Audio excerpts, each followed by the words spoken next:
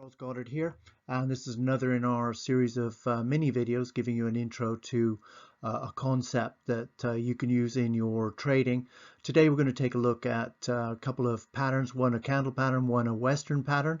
If you take a look at the quote there from Jesse Livermore, you have some idea as to why these things keep on showing up on our charts and how we can make use of them in our trading. So let's go take a look. Before we do that, let's have a little intro of me. That's me there, and you can see my designations, and they represent a lot of sweat hours. I also spent thousands of dollars in the company of veteran traders, the sort of guy that plied his trade in the famous pits of Chicago. And it was those guys that taught me that theoretical was one thing, but if you wanted to be a consistent trader, you had to bring some practical aspects as well. So that combination of practical and theoretical is what I bring to the table for you. So let's take a look at our patterns.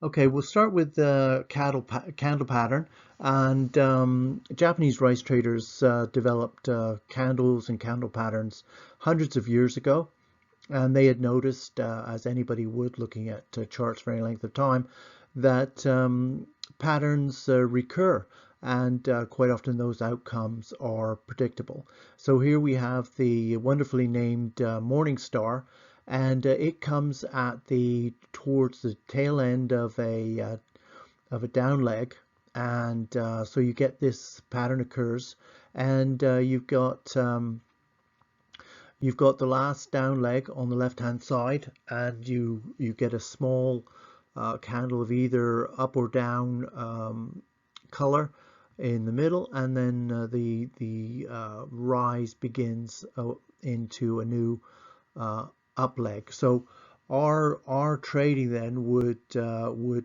take place sort of we would be buying in here, and our stop would be going just under here.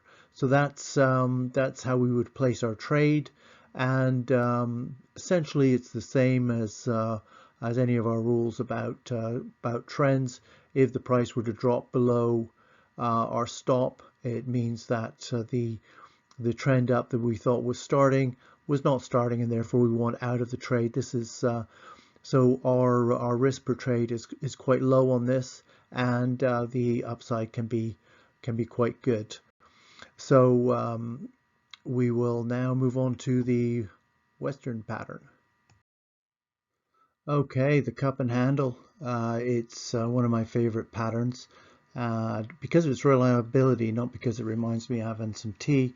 And what we've got is we start out with sort of this rounded pattern that you can see that forms the cup, and then we have the little bit of pushback in our trend that resembles a handle.